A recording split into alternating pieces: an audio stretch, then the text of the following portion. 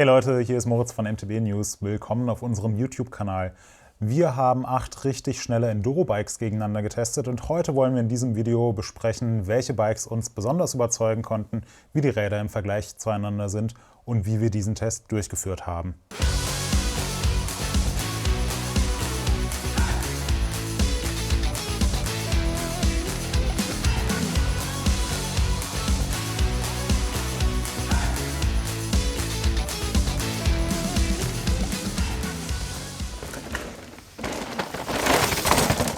Für unseren Enduro-Vergleichstest sind wir in den Süden gefahren, an einen Ort, der für Enduro steht wie kaum ein anderer, nämlich nach Finale Ligure, auf die legendären Trails dort, die schon häufiger Teil der Enduro World Series waren. Dort haben wir im Back-to-Back-Ansatz 8 Räder gegeneinander getestet, auf denselben Strecken, unter denselben Bedingungen, wurden immer wieder nach oben gefahren, haben dann Abfahrten gemacht, die Räder miteinander verglichen und konnten so sehr schnell die Stärken und Schwächen jedes Bikes feststellen, sowie die Unterschiede und auch die Gemeinsamkeiten. Um möglichst schnell nach oben zu kommen und natürlich super viele Trails unter die Stollen zu nehmen und möglichst viele Tiefenmeter zu machen, wurden wir von 2 Unternehmen geshuttelt. Einmal von Finale Express und einmal von Finale Ligure Freeride. An dieser Stelle ein riesengroßes Dankeschön an die beiden Unternehmen, die uns da so unterstützt haben. Wir hatten insgesamt 5 Trails, auf denen wir die Räder bewegt haben. Und wer von euch schon mal in Finale Ligure war, der kennt diese Trails wahrscheinlich schon, zumindest den einen oder anderen davon. Ca' Bianca ist ein sehr, sehr flowiger Trail mit vielen Kurven, im unteren Teil auch so ein bisschen enger. Macht viel Spaß zu fahren, ist nicht allzu anspruchsvoll, aber da kann man sehr gut das Kurvenverhalten testen. Ähnlich sieht es auf Oribago aus, ist so ein richtiger Oldschool-Enduro-Trail. Hin und wieder muss man auch das Hinterrad versetzen, ist ein sehr enger, geschwungener Trail durch dichte Bäume durch. Nicht besonders schnell, aber auch technisch und schön zu fahren. Pino Morto ist ein ziemliches Steingemetzel, hat was von einer Downhill-Strecke. Zwischendurch gibt es auch mal das ein oder andere gebaute Segment, aber vor allem knallt man da mit Macht 10 über Steine drüber, kann richtig schön Laufräder und die Nehmerqualitäten von den Bikes testen. Der 4. Trail und wahrscheinlich auch unser Lieblingstrail war Little Champery. Sehr, sehr viele perfekte Kurven, viele Kanten, viele G-Outs, so ein richtig guter Downhill-Track. Hat mega viel Spaß gemacht, den mit Höchstgeschwindigkeit auf den Rädern zu fahren. Und als 5. Trail, der das alles so ein bisschen zusammenfasst, sind wir mit jedem Rad auch noch Ingenieure gefahren. Das ist ein sehr, sehr langer Trail, der oben an der NATO Base losgeht. Und der hat eigentlich alles dabei, was man sich von einer Enduro-Strecke wünscht. Flache Sektionen, steile Sektionen, einfache Sektionen, technische Sektionen, auch mal den einen oder anderen Gegenanstieg. Und eben ein sehr langer Trail, wo man auch ganz gut die Ermüdung testen kann. Das waren unsere 5 Testtrails und auf diesen Trails haben wir die Räder gegeneinander getestet. Damit wir die Räder in unserem Vergleichstest möglichst gut miteinander vergleichen können, haben wir ein paar Komponenten standardisiert. Einmal haben wir auf jedes Rad einheitliche Reifen aufgezogen. Vorne ein Spalbe Magic Mary mit Super Trail Karkasse und am Heck war in jedem Rad ein Spalbe Big Betty mit Super Gravity Kasse verbaut. Außerdem haben wir einheitliche Kontaktpunkte gewählt. Einmal Ergon GE1 Griffe und Ergon SM Enduro Sättel, dass sich da jedes Rad einfach direkt gleich anfühlt. Außerdem war jedes Rad mit einem Schutzblech von SKS ausgestattet, damit wir auch bei matschigen Bedingungen klare Sicht bewahren. Und EXS hat für den optimalen Schutz dank Helmen und Goggles und Knieschonern gesorgt. An dieser Stelle nochmal ein großes Dankeschön. Auch an Topic, die uns mit wunderbarem Werkzeug für den Test ausgestattet haben, damit wir die ganzen Veränderungen an den Rädern vornehmen können. Jeder Tester konnte natürlich jedes Rad perfekt auf sich und seine eigenen Bedürfnisse einstellen. Das heißt, Luftdruck, Federelemente und so weiter konnte man alles so einstellen, dass es einfach den eigenen Bedürfnissen optimal entspricht. Wir waren insgesamt auf den harten Trails von Finale Ligure 10 Tage lang unterwegs mit einer 7-köpfigen Testcrew. 2 der beiden Tester habe ich jetzt hier zu mir geholt, nämlich Arne und Gregor. Und wir unterhalten uns jetzt über unsere Eindrücke und Testergebnisse. Und ich würde sagen, wir fangen einfach mal mit dem Uphill an. Gibt es da irgendwelche Räder, die besonders rausgestochen sind? Ja, auf jeden Fall. Da müssen wir, denke ich, über das Yeti reden. Das hat uns, glaube ich, alle sehr überrascht. Das war jetzt auch nicht das allerleichteste Rad, aber man ist draufgestiegen und es wollte einfach sofort nach vorne im Sprint, aber auch beim normalen Treten im Sitzen war es einfach ein echt schnelles Fahrrad. Ja, hat auch einen relativ steilen Sitzwinkel. Ich finde, da hat man super drauf Platz genommen und Hinterbau hat so ein bisschen Bewegung drin gehabt, aber war eigentlich, finde ich, bergauf vollkommen in Ordnung. Wie hast du es gesehen? Ja, genau. Also obwohl der Hinterbau wirklich, wenn man drauf geguckt hat, ein bisschen gewippt hat, ist das Rad voll nach vorne marschiert und war schon das schnellste Bike im Test bergauf, würde ich sagen. Ja, denke ich, kann man schon sagen, ja. Ich meine, auch sehr gut war natürlich das Canyon dank Shapeshifter, muss man schon sagen. Es macht einen großen Unterschied. Also ohne Shapeshifter ja, fährt sich durchschnittlich vielleicht.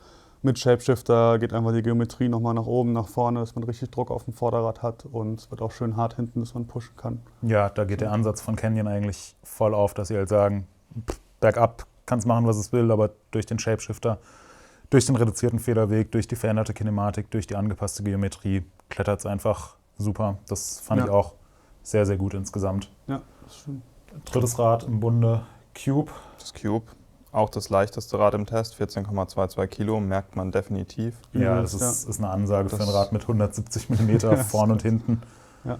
Ja, und entsprechend ist es auch geklettert, war super sprintstark, fand ich auch ziemlich beeindruckend. Hat auch so von der Geometrie gut gepasst, oder? Jo, war auf jeden Fall nicht zu gestreckt, nicht zu aufrecht, hat schon gut gepasst, ging einfach insgesamt sehr gut und schnell nach oben. Und man konnte es auch einfach gut mit offenem Dämpfer fahren, dadurch hat es auch Grip gehabt in Trailanstiegen. Ja. Stark auf jeden Fall. Ja. Ich finde insgesamt, und das hat mich so ein bisschen überrascht, muss man aber auch sagen, jedes der Räder ist eigentlich vernünftig geklettert. Also ich hätte keine Bedenken, mit allen Rädern im Test eine lange Tour zu fahren. Die gehen schon alle gut bergauf und Ausfälle gab es da eigentlich keine, oder? Nee, also solange man einfach ruhig im Sitzen tritt, kommt man überall sicher oben an. Nicht alle Räder waren jetzt so super sprintfreudig, aber nach oben kommt man definitiv. Gut, lass uns über einen Downhill reden, weil das ist ja eigentlich das, wofür man ein Enduro-Bike kauft. Uphill ist dann nur Mittel zum Zweck und ich würde sagen, wir machen einfach direkt mit dem Cube weiter. Haben uns ja eben schon über die sehr guten Uphill-Fähigkeiten unterhalten. Wie fandet ihr das Cube bergab? Ja, ich fand es eigentlich angenehm von der Position auf dem Rad und allem her. Das war cool, ich habe mich direkt relativ wohl drauf gefühlt. Es gibt ja dieses lineare und das progressive Setting. Wir sind es auch im linearen Setting gefahren, fanden es da, glaube ich, alle ein bisschen zu schwammig und undefiniert. Also es geht richtig schön um Kurven, aber haben schon schnell gemerkt, dass es jetzt nicht so ballerfreudig ist. Ja, das war dann im progressiven Setting, was eigentlich für Coil-Dämpfer ausgelegt ist, besser. Ich fand aber trotzdem, also mit dem Cube musste man schon sehr präzise seine Linie halten oder sehr verspielt den Trail hinter die Stollen nehmen. Und es ist so ein bisschen ans Limit gekommen, wenn es einfach sehr schnell wurde und man nicht genau wusste, was man machen sollte. Also ich würde sagen, eher so ein gutes Rad für Home Trails, aber jetzt vielleicht nicht das beste Racebike. Genau, also wenn man richtig schnell fahren will auf ruppigen Trails, sind da andere Bikes im Test wirklich deutlich überlegen. Ja, aber insgesamt ein guter Allrounder. So. Ich fand es halt doch interessant gefahren, also dadurch es auch so leicht war, es ging auch dann gut in die Luft und so. Also es hat schon Spaß gemacht, muss man ihm echt zugute halten. Ich fand es interessant. Ja. Ich finde sogar eine relativ ähnliche Charakteristik hat das Santa Cruz Mega Tower, in dem Sinne, dass es auch sehr, sehr gut um Kurven geht und uns allen von der Geometrie echt gut zugesagt hat. Also ich finde, da hat man sich draufgesetzt oder draufgestellt und direkt wohlgefühlt. War aber auch nicht so das allerkomfortabelste Rad, wenn es hart wurde. Genau, ich würde sagen, das Santa Cruz hatte eigentlich eine große Schwäche. Und das war bei sehr schnellen Schlägen und harten Schlägen ist es einfach ein bisschen ans Limit gekommen. Da hat der Hinterbau einen schon gut durchgeschüttelt. Ansonsten fand ich das Rad eigentlich ziemlich gut, aber das ist natürlich, gerade wenn man es richtig stehen lassen will, schon ein Minuspunkt. So. Es ist limitiert ein Enduro-Bike einfach, muss man sagen. Als war ich bei allen so, die haben sich draufgesetzt, da auf dem Parkplatz Setup gemacht und so, richtig wohl drauf gefühlt. Das ist aber echt eine Wohlfühlgeometrie, man steht tief im Rad drin, tiefes Tretlager, hoher Stack, also man hat eigentlich das Gefühl, jetzt geht's los. Und es ging auch gut um die Kurven, hatten wir schon gesagt, aber einfach, es war krass teilweise auf den Bremswellen, auch wenn Ingenieure, von denen du erzählt hast, so mega anstrengend zu fahren und ja, ist schon ein Kritikpunkt, definitiv. Ja, und dafür, dass es 11.500 € kostet, haben wir uns so ein bisschen mehr Performance in wirklich hartem Gelände erwünscht. Ja, das stimmt. Ziemlicher Gegensatz zum Santa Cruz war, finde ich, das Intense. Es hat zwar eine sehr ähnliche Geometrie, was Reach und Hecklänge angeht, aber ansonsten war es, gerade wenn es hart und ruppig wurde, so ein Unterschied wie Tag und Nacht. Wie habt ihr das Intense empfunden? Ja, ich denke, das Intense, da gibt es keine zwei Meinungen. Also das ist das krasseste Downhill-Bike im Enduro-Bike-Test sozusagen. Also man hat sich wirklich drauf gestellt, hat sich direkt wohlgefühlt und hat einfach die Bremse offen gelassen und richtig gehämmert.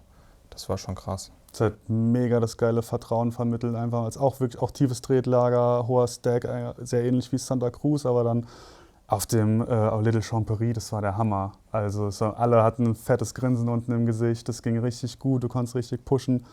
Also es war schon beeindruckend auf jeden Fall.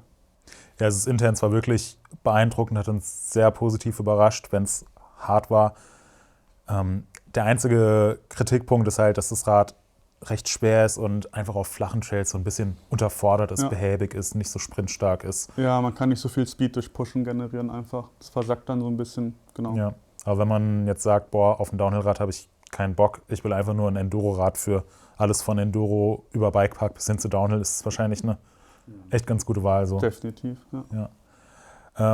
Ein Rad, was unsere Zuschauer wahrscheinlich sehr interessieren wird, ist das neue Propane Tai mit Coildämpfer am Heck, auch eher ein Downhill-lastiger Aufbau. Letztes Mal ist das Tai unser Testsieger geworden, vor 2 Jahren. Seitdem ist aber natürlich eine Weile vergangen. Neue Räder sind auf den Markt gekommen. Wie ist das neue Rad im Vergleich zur Konkurrenz? Ja, das hat uns natürlich auch ziemlich interessiert. Also nicht nur unsere Zuschauer sind gespannt oder waren gespannt auf das Propane. Ich finde es ziemlich gut. Was hyper krass ist, ist wirklich der Hinterbau. Also der geht wirklich richtig, richtig geil. Oder wie fandst du den, Gregor? Ja, es ist halt super sensibel. Also wenn man wirklich ein roughes Zeug fahren will, in ausgefahrene Kurven, es ist das sensibelste Rad im Test. Es saugt sich am Boden fest, es handelt aber auch große Hits eigentlich ganz gut. Geht vielleicht ein bisschen großzügiger mit dem Federweg um als jetzt das Intense, aber ist da auch allererste Sahne und konnte uns mega, mega begeistern, wirklich. War schon sehr positiv. Ja. Vielleicht wird sich der eine oder andere eine noch abfahrtslastigere Geometrie wünschen, weil wir waren ja auch nicht so 100% perfekt ins Rad integriert. Tretlage ist ein bisschen höher, als wir es eigentlich gedacht hätten. Dadurch hat sich das Rad so ein bisschen kippelig angefühlt. Ging es euch auch so? Ja, definitiv. Also man muss sich so ein bisschen dran gewöhnen, dann war es echt gut, aber man musste so ein bisschen aktiv in die Kurve legen, dann ging es eigentlich gut um die Kurve, aber das hat immer so ein bisschen Druck gebraucht.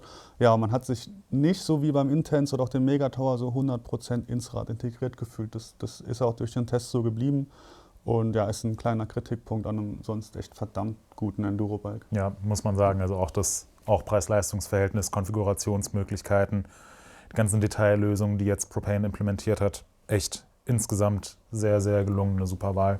Genau, und es geht auch deutlich besser um Kurven oder in sackigeren Sektionen als jetzt das Intense. Also es ist jetzt nicht ganz so nur ballern, sondern man kommt damit auch auf gemäßigteren Trails wirklich gut zurecht. Ja, definitiv. Richtige Spaßmaschine, finde ich, ist das Score 4060 LT. Wird ja von Score jetzt nicht unbedingt als ein Enduro-Racebike beworben. Ist, glaube ich, auch das einzige Rad im Test, was man nicht regelmäßig in der EWS sieht. Aber trotzdem konnte das Rad ziemlich gut im Test, also gerade bergab, auch mithalten, oder? Ja, definitiv. Also Score zählt auch zu den Bikes im Test, auf denen ich mich direkt wohlgefühlt habe und direkt ziemlich schnell fahren konnte. Der Hinterbau war ein bisschen harsh, aber jetzt auch nicht übermäßig, so dass es stört. Dafür konnte man es wirklich super um Kurven ziehen. Obwohl es mit 485 mm Reach auch ziemlich lang ist, geht es überraschend gut tatsächlich. Ich denke, da spielen die sehr kurzen Kettenstreben auch mit rein. Ja, war schön wendig, sehr agil, ein sehr aktives Fahrrad. Ja, also man kann wirklich sagen, agil, dafür vielleicht nicht das Beste auf dem Highspeed-Zeug. Das muss man auf jeden Fall erwähnen. Aber wer irgendwie super spaßorientiert ist, mega viel abziehen will, jede Kante nutzt, um abzustylen, der wird mit dem Score echt happy, denke ich. Ja, denke ich auch. Ziemlich hohe Erwartungen hatten wir ins Yeti SP160. Hat ja auch schon in der Enduro World Series einige Erfolge abgeräumt, konnte uns im ersten Test ziemlich überzeugen. 2. teuerstes Rad im Test. Was würdet ihr sagen? Ist der Hype gerechtfertigt? Naja, es ist auf jeden Fall ein schnelles Rad. Das kann man schon sagen, weil es ist ja beim Uphill schon hervorgehoben. Es ist krass sprintstark. Man hat auch das Gefühl, es geht richtig schnell über Kanten und ruppiges Zeug. Aber ich hätte mir echt gewünscht, dass es bequemer und ein bisschen weniger harsh ist. Muss man einfach schon wissen. Wer eine Sänfte will, der wird da definitiv nicht bedient. Ja, genau. Man wird vom Yeti schon ein bisschen durchgeschüttelt, sage ich mal. Aber was geil ist von der Geometrie, man steht halt wirklich richtig geil auf der Karre drauf und das bleibt so relativ stabil, egal was du mit dem machst. Und auch wenn der Hinterbau ein bisschen durchschüttelt, bleibt es relativ stabil und man kann einfach Gas geben. Das ist schon nicht schlecht, um Rennen zu fahren. Ja, das habe ich auch so empfunden. Also die Balance aus Front und Heck, gerade was die Geometrie angeht, war schon ein sehr berechenbares Rad, aber es ist auch eine ganz schön lange Karre. Also man muss es wirklich so mit Voraussicht fahren, gerade auf den engeren Trails muss man sehr bewusst seine Linien wählen und ist auch teilweise einfach ein bisschen langsamer. Ja, also ich fand das Yeti auf jeden Fall auch ein schnelles Rad und ich war auch total erstaunt, obwohl es so lang ist und ich persönlich jetzt nicht so der Fan von bin, aber wie gut es um Kurven ging, aber halt dann doch behäbig. Also es geht schön, man fühlt sich sicher, aber musst du richtig aktiv reinlenken und da würde ich schon sagen, da lässt man mal eine Sekunde liegen. Ja. Auf jeden Fall. Und es ist natürlich auch ein sehr teures Rad, also kostet über 10.000 Euro. Ja, ist schon natürlich eine Ansage. Ja. Positive Ansage hingegen ist das YT Capra Core 3 haben wir getestet für, glaube ich, 4.599 Euro. Und wir waren so ein bisschen gespannt, ob so ein günstiges Rad in Anführungszeichen mit der teilweise deutlich teuren Konkurrenz mithalten kann. Konnte es mithalten? Definitiv. Also ich würde sagen, wenn wir es nicht gewusst hätten, hätte jetzt keiner gesagt, okay, das ist deutlich günstiger als die anderen, oder? Also Nee, das wäre ich nicht definitiv. drauf gekommen. Ja. Ja. Hat sich mindestens genauso gut gefahren wie die meisten anderen Räder im Test, obwohl es einfach viel günstiger ist. Ja. RockShox Fahrwerk hat uns sehr überzeugt, Geometrie hat uns, glaube ich, allen sehr gut gepasst. Ist ein recht aktives Rad, hohe Fahrspaßwertungen, ziemlich agil. Vielleicht jetzt nicht das absolute Ballerbike, also man hat schon recht viel Feedback bekommen und dadurch, dass die Geometrie eher ein bisschen auf der kürzeren Seite ist, war es jetzt auch nicht das allerlaufruhigste Rad. Ja. Aber ich finde insgesamt ein super guter Allrounder, der fast nichts falsch macht. Also einfach ein absoluter Hansdampf in allen Gassen. Es kann alles gut, nichts perfekt, aber dadurch kann man es ja auch so ein bisschen individualisieren halt. Vielleicht könnte man zum Beispiel noch einen Kolldämpfer reinbauen, wenn man jetzt sagt, man will noch mehr Laufruhe haben oder so. Also ich glaube, auf der Plattform lässt sich einfach viel erreichen. Ja, genau. Also gerade dadurch, dass die Anschaffungskosten einfach nicht so hoch sind, hat man da dann vielleicht noch ein bisschen Budget übrig. Außerdem sieht es aus wie so ein kandierter Apfel. Sehr, sehr lecker, sehr schön. Also ich finde, das ist auch noch ein Pluspunkt. Und für uns eigentlich so die beste Wahl, wenn man ein sehr gutes Verhältnis aus günstigem Preis und wirklich guter Leistung sucht. Also klar, es ist das günstigste Rad im Test, aber es hat halt auch einfach eine super gute Leistung, muss man so sagen. Klar. Deswegen eigentlich so unser Vernunftstipp, unser Tipp Preis-Leistung. Ja, definitiv. Und verdient. Ja. Bleibt noch ein Rad, Canyon Strive CFR. Was sagen wir dazu? Ziemlich schnelles Rad, ziemlich gutes Rad, hat sich jeder direkt drauf wohlgefühlt. Ich denke, es ist klar, dass es der Testsieger wird. Darf man das jetzt schon sagen?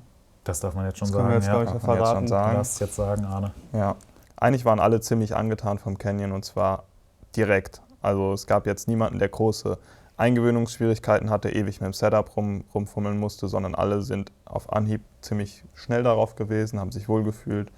Woran lag denn das? Ja, das Schwierige, es fährt sich einfach sehr Canyon-artig. Wir kennen es ja mittlerweile. Es ist immer, die Räder sprechen sensibel an, bauen Grip auf, aber gehen dann halt echt sparsam mit der Federwegsmitte einfach um. Dann steht es halt hoch im Federweg und dann hat man das Gefühl, man kann halt übelst pushen und das Rad will immer mehr, man kriegt es nicht ans Limit.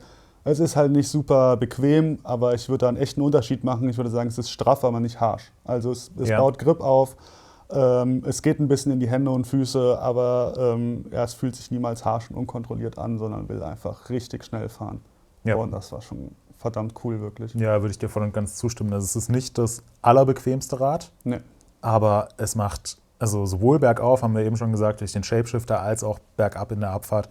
Auf allen Trails, die wir gefahren sind, hat es eine super gute Figur gemacht, hat keine lange Eingewöhnungszeit gebraucht und war so zumindest subjektiv empfunden definitiv eines der schnellsten Räder im Test, hat auch bei hohen Geschwindigkeiten viel Sicherheit vermittelt, immer das richtige Maß an Feedback gegeben. Und ich finde auch hier, also die Ausstattung kann sich wirklich sehen lassen. Es gibt eigentlich fast keine Kritikpunkte an dem Rad und deswegen ist es zumindest jetzt aus meiner Sicht der Testsieger, das beste Rad in diesem Enduro-Testfeld. Würdet ihr dem zustimmen? Ja, definitiv. Also es fährt sich sehr gut. Wir hatten auch überhaupt keine Probleme damit. Also weder, dass irgendwie die Felgen übermäßig verdellt waren oder irgendwelche Anbauteile oder sich Schrauben gelockert haben oder es hat nicht geklappert. Also es war insgesamt einfach ein wirklich gutes Rad und da würde ich gerne irgendwie eine Woche mit ins Finale rumfahren. Das stimmt. Es war in jeder Kategorie, die man sich ausdenken kann, bei den absoluten Top-Rädern dabei. Also das ist schon erstaunlich und muss man würdigen. Ja, genau. Das heißt unterm Strich eigentlich verdienter Testsieger. Wenn wir jetzt noch ganz kurz zum Abschluss auf eure persönlichen Favoriten zu sprechen kommen. Du hast gerade schon gesagt, mit dem Canyon eine Woche im Finale fahren, wärst du sofort dabei. Welches Rad würdest du dir am ehesten zulegen? Ja, also ganz sicher bin ich mir da nicht, aber das Canyon ist auf jeden Fall ein Top-Kandidat. Was ich auch ziemlich geil fand und mir richtig Spaß gemacht hat, war das Propane. Der Hinterbau ist wirklich richtig, richtig gut. Die beiden sind so, glaube ich, meine Top-Favoriten. Also zwischen denen würde es relativ eng werden, wenn ich mich entscheiden müsste. Ja, bei mir ist auch so, ich muss, glaube ich, da mir 2 Räder rauspicken und so ein bisschen die Vernunftentscheidung wäre es Canyon. Ich finde es auch richtig cool, mir hat es mega Spaß gemacht. Und ja, wenn ich mal vernünftig sein wollte, dann müsste ich das wohl nehmen und hätte ich auch kein Problem mit. Und so ein bisschen ein bisschen andere Entscheidung wäre das Intense. Das hat einfach mega Bock gemacht. Ich fand es irgendwie mega geil. Es ist halt eigentlich ein unvernünftiges Rad, weil ich habe halt nicht so Trails vor der Haustür. Ich würde wahrscheinlich zu Hause dann manchmal denken, oh, es ist halt so schwer und es ist manchmal ein bisschen träge. Aber wenn man mal was hat, wo man es laufen lassen kann, ist es der Hammer. Und es wäre so ein bisschen dann die leidenschaftliche Entscheidung, wäre das Intense vermutlich. Ja, wundert mich nicht, dass du dich für so ein Rad wie das Intense entscheidest. Ich glaube, ich würde am ehesten das YT nehmen, einfach weil da das Preis-Leistungs-Verhältnis so gut ist und der Fahrspaß so gut ist. Mir hat das Score auch mega viel Spaß gemacht. Also ich bin eher so, ja, meine Wahl würde, glaube ich, eher so auf die spaßorientierten Räder fallen. Propane könnte ich mich auch sehr gut mit anfreunden. Wahrscheinlich für die Home Trails eher mit einem Luftdämpfer. Aber insgesamt, also wenn mir jetzt jemand sagen würde, hey, du musst nochmal eine Woche nach Finale Ligure fahren, nimm dir irgendeins von den Rädern mit, würde ich insgesamt nicht Nein sagen. Waren schon alles sehr, sehr gute Räder. Das stimmt absolut. Ja. Jo, ich würde sagen, das war's von unserem Enduro-Vergleichstest 2023. Wenn ihr noch irgendwelche Fragen oder Anregungen oder Kommentare habt, dann einfach unten in die YouTube-Kommentare damit. Wir freuen uns immer über euer Feedback. Ansonsten verlinken wir euch auch gerne nochmal alle ausführlichen Tests. Vielen Dank fürs Zuschauen und bis zum nächsten Mal.